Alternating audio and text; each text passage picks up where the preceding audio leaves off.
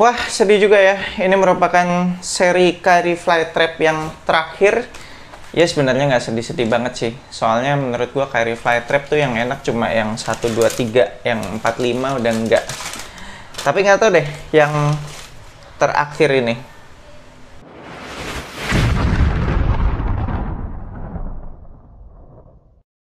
Yo, what's good abas di seluruh Indonesia, balik lagi sama gue Fadli Brainwash di Anak Basket Channel. Di video kali ini gue mau initial review sepatu basket Nike Kari Flytrap 6 yang merupakan seri Nike Kari Flytrap yang terakhir karena Kyrie Irving sudah putus kontrak dengan Nike.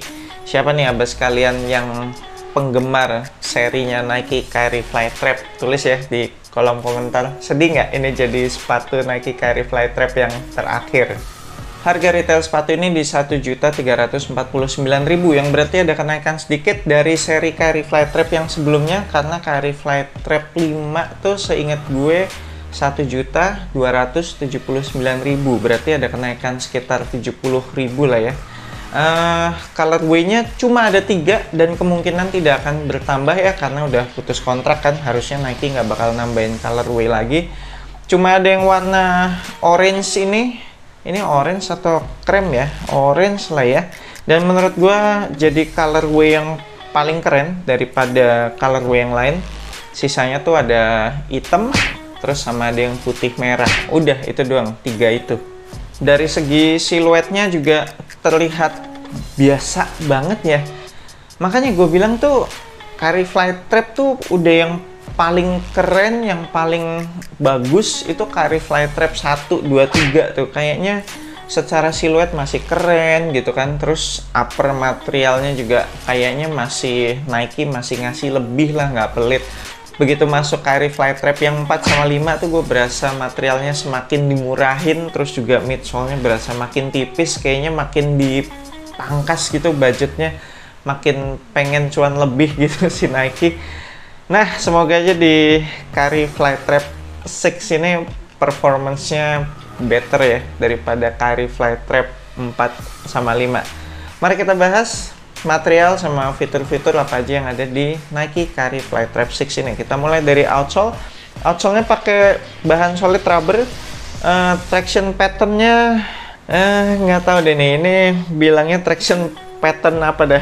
Yang jelas tidak terlihat meyakinkan ya kan, karena kayak cuma gimmick gitu aja, cuma cakep-cakepan gitu, kayak gambar-gambar gitu. Terus kalau gua dorong-dorong traction patternnya oke sih, keras-keras sih, terus juga lumayan tebel-tebel, dalam-dalam juga, jadi pastinya bakal durable untuk penggunaan outdoor.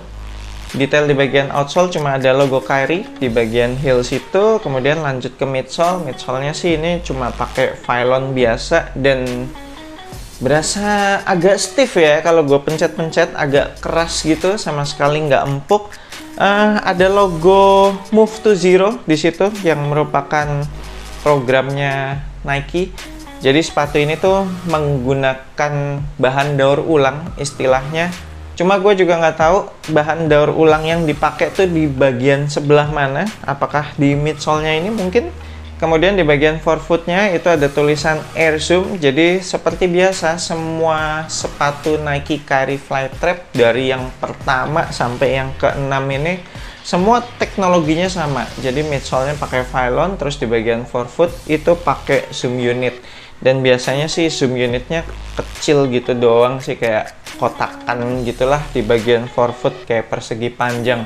Lanjut ke upper material, nothing special. Upper materialnya semuanya pakai bahan mesh dari depan sampai belakang. Kalau gue pegang material meshnya masih termasuk yang cukup tebel, jadi bukan yang tipis banget yang berasa lentur banget gitu ya kayak sepatu running. Ini masih cukup tebel lah, masih oke. Kemudian ada sedikit penggunaan bahan synthetic leather di bagian toe.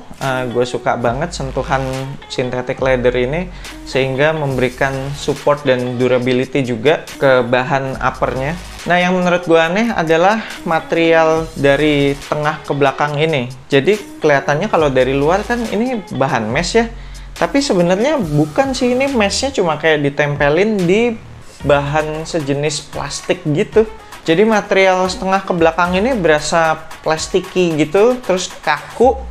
Dan menurut gue nggak breathable sih ini, kalau gue pegang dari dalam nggak bolong-bolong gitu. Jadi ini mesh di luarnya cuma kayak tempelan aja, kayak hiasan gitu. Dan ini jahitan yang mengelilingi sepatu ini juga gue ngelihatnya kayak agak aneh gitu. Kenapa polanya renda-renda kayak gini ya? Agak-agak kayak oma-oma gitu nggak sih? Kayak jahitan rajutannya oma-oma gitu. Kemudian ada penggunaan fuse overlay juga di sekitaran lubang tali. Material tali standar aja, model-model tali yang berpadding gitu. Untuk lacing sistemnya cukup unik, jadi mereka memulai lacing sistemnya dari toe box, jadi disediain lubang di toe box itu, kemudian lanjut ke pita-pita nilon yang ada di urutan kedua sama ketiga, terus baru selanjutnya pakai lubang tali biasa. Terus material lidah pakai bahan mesh yang sama kayak di bagian toe. Untuk padding lidahnya tipis gila dong, ini tipis banget sih. Cuma bagian depannya untungnya ada bahan synthetic leather, jadi kemungkinan nggak akan terlalu berasa tuh kalau kita ngencengin iketan tali sepatu yang paling atas. Ada logo Kyrie di bahan synthetic leathernya itu, dan cuma di sablon, bener-bener sama sekali nggak kelihatan premium. Ini bener-bener mangkas budget banget. Untuk padded collarnya cukup tebel, tapi bagian heelnya nggak terlalu sculpted, nggak terlalu menjorok ke dalam gitu. Semoga tidak ada masalah heel slip, tapi jarang sih Nike ada masalah heel slip. Kemudian untuk insole-nya, Ortholite insole standar, tipis aja, nggak akan dapat extra cushioning dari insole-nya. Kemungkinan kalau gue lihat, insole-nya ini merupakan salah satu bahan daur ulang kali ya. Kemudian di bagian belakang seperti biasa ada internal TPU heel counter. Dan terakhir, meskipun sepatu ini gue yakin tidak ada shank plate alias torsional support, tapi Nike bikinnya cukup rigid sih, cukup keras, sama sekali nggak gampang dipelintir. Jadi ya torsional support menurut gue bakalan aman-aman aja. Dan terakhir gue mau bahas detail logo Nike-nya. Di bagian luar itu ada sablonan logo Nike yang kemudian kayak dikasih bercak-bercak kuning hitam gitu, gue nggak tahu ini maksudnya apa. Terus di bagian dalam juga ada logo Nike lagi, tapi lucunya yang bagian dalam ini logo Nike-nya kayak dikasih bordiran gitu. Jadi ini kayak apa ya, kayak lukisan anak-anak gitu kali ya. Oke, sekian initial review gue untuk sepatu basket Nike Curry Flytrap 6. Kalau dari segi siluet ini terlihat standar banget, tapi menurut gue malah cocok sih kalau abas kalian pengen pakai untuk casual juga. Kalau mau dipaduin sama celana panjang gitu, menurut gue masuk banget sih siluetnya. Jadi siluetnya sederhana banget, standar, tidak terlihat bulky juga. Dari segi kenyamanannya juga menurut gue oke banget kalau mau dipakai untuk casual, karena sepatu ini tuh enteng banget. Terus juga dari segi materialnya kebanyakan bahan mesh, jadi pastinya adem, breathable, terus juga ya nyaman lah buat casual seharian.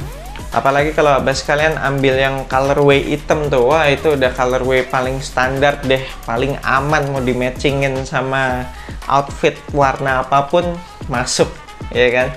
So, buat abas kalian yang pengen kop sepatu ini, nanti gue akan tinggalin link pembeliannya di deskripsi video ini, cek aja di situ.